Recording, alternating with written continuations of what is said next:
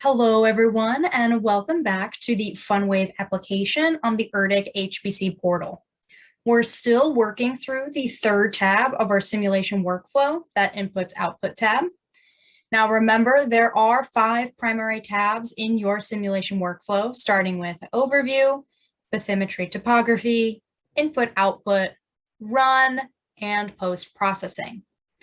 In this tutorial, we're continuing through this Inputs tab, except this time focusing on the initial conditions and output sections at the bottom of this particular tab.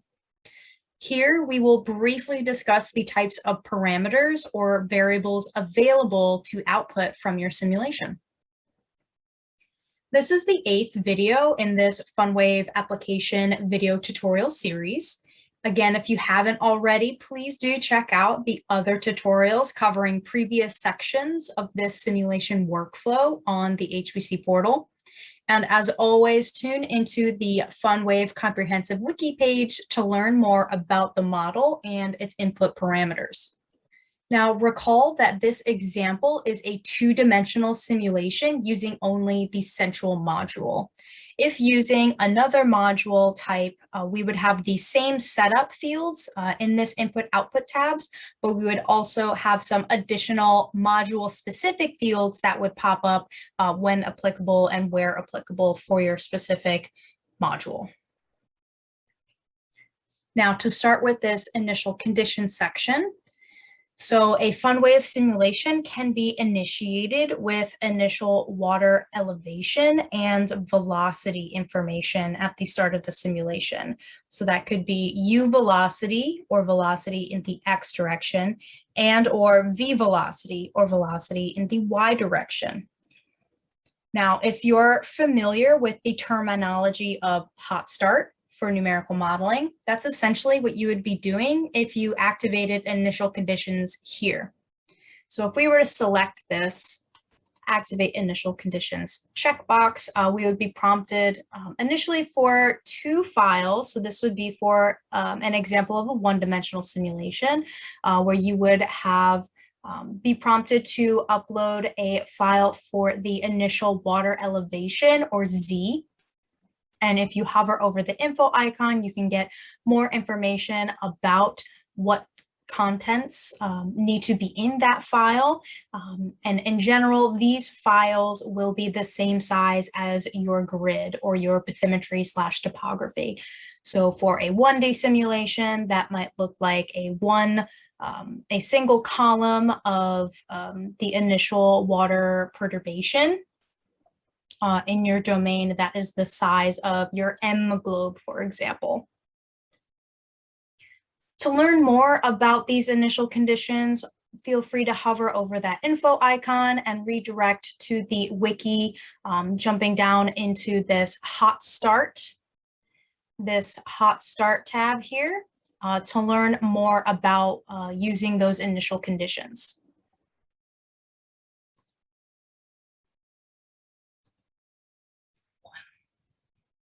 So moving on to this output section of the Input/Output tab of this simulation workflow, we see that there are a number of checkboxes or variables available in this section, and each represent a different variable that can be output from your simulation. So if we start down here in this third little subsection here, we can hover over any of these info icons to gain a sense of what each of these variables represents.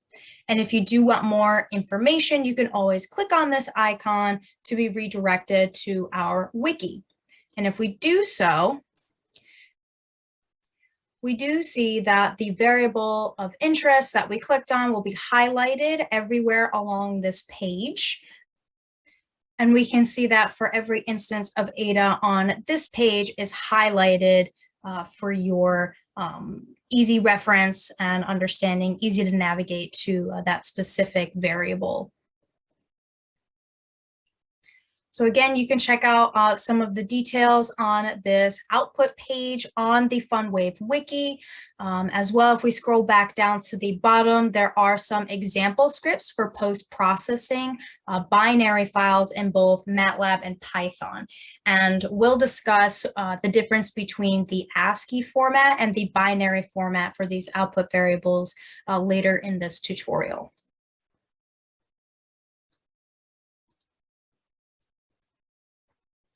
So again, going back to the FUNWAVE portal, there are many variables available as outputs, such as pressure, maximum water velocities, and others. If we do notice above this set of global variables, there's also this set of mean variables or mean values. And here we can have the mean water velocity in the X direction and the Y direction respectively, the mean surface elevation, which is essentially your wave setup, as well as the wave height output, which will produce the significant wave height, root mean square wave height, and average wave height for your simulation. Now, if you were to click on any one of these variables, let's say we want U mean, you would be prompted to input a starting time and a time interval in seconds.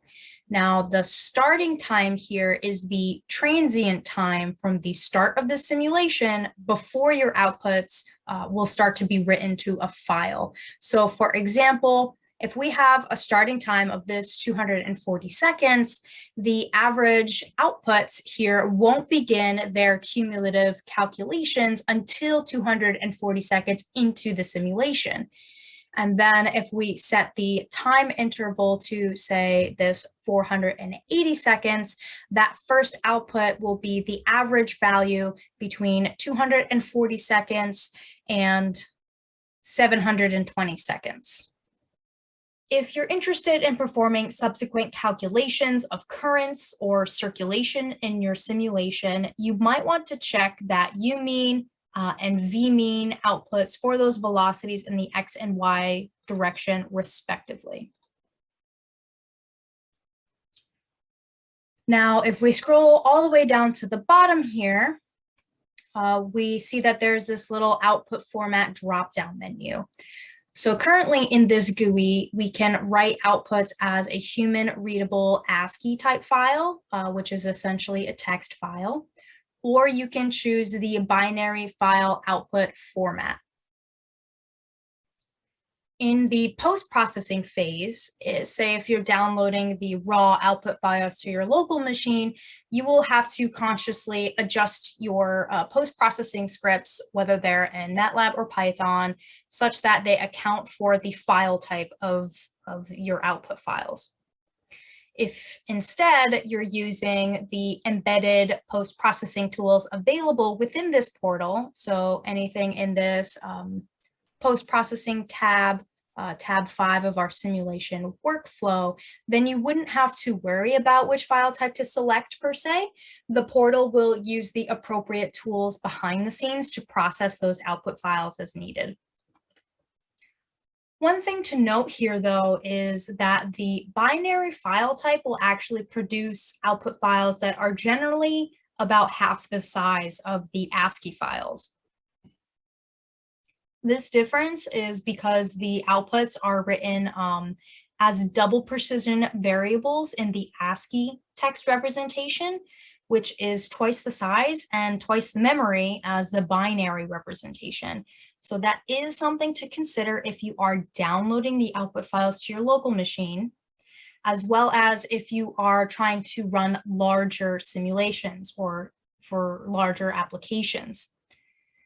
In that case, for larger applications, the binary file type is advisable because the outputs will also be smaller in memory as well, but will also be written in parallel concurrently in the simulation, which streamlines the computational efficiency. So for example, if your simulation is using 1,000 processors, then at the time of writing the outputs, all 1,000 processors are writing to that binary file. There's no delay here compared to writing in an ASCII file type, where there's only one core or one processor that is writing to a file at a time. In that case, the rest of those processors are waiting until that first processor is finished writing and so forth. So this is another thing to consider when selecting the output file type, especially for those larger applications. Choosing the most appropriate file type can save anywhere from 30% to sometimes 50% of the computational time. So in general, binary is probably the way to go, but if you are downloading files for human readable context, if you're downloading them to your local machine for you to view, then maybe ASCII is appropriate. So just use your discretion. Additionally, in this drop-down menu, we do see that there are other file types. They're grayed out right now, but these are file types that we're working on to develop soon to have you output both in this HPC Portal application, but also from your local FUNWAVE machine, your local FUNWAVE setup. So let's scroll back to the top here and check out this first section, this number of stations. In this field, you can enter the number of stations, or essentially virtual wave gauges, at different locations in your model domain. So this feature will allow you to produce output variables at specific static location in your domain, and in addition to or in lieu of your global output variables. So for example, if we want the average values, say as a time series at only an array of points rather than, or in addition to the average values in your full domain, then you might want to add stations here. So when you provide a non-zero value in this field, let's say 5,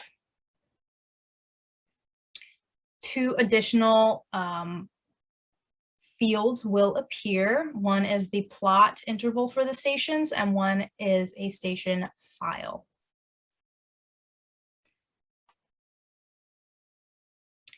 So in this stations file, you will specify the location of the stations in your domain. So the contents of this file will be 2 columns specifying the X and Y index locations, respectively, for each station, where the number of rows is equivalent to the number of stations you specified in this first field here.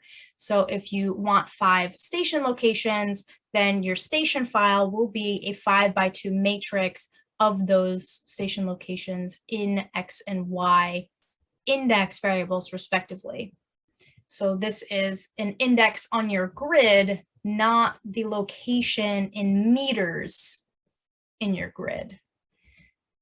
Again, if you would like some more detail and more information on how this is set up, please hover over that info icon, click on that to visit the wiki so you can find an example station file. If we were to scroll down here, we have some information on the station file, and we can look at an example station file here as well. Going back to the portal. Now, this plot interval just defines how often you'd like the output value to be written at each station. So for example, a plot interval of 0.5 seconds or 2 hertz would write 2 outputs to that station file per second. In the directory where these station files will be output, these station files will be named as station 001, 002, etc. for each one of those stations. So keep this in mind when setting your plot interval as well. And within these output station files will be 4 columns. The first being the timestamp at which the value was recorded per row, where every row will have a different timestamp. The second column will be the surface elevation, or eta. The third is the velocity in the x direction, or u, and the fourth column is the velocity in the y direction, or v. Altogether, this concludes our tutorial for the outputs field and the initial conditions field of our inputs output tab in our simulation workflow. We do hope that this was helpful. As always, remember to save your changes with that save button at the bottom of the page. If you have any questions, check out that wiki or contact us via email as needed. Happy modeling!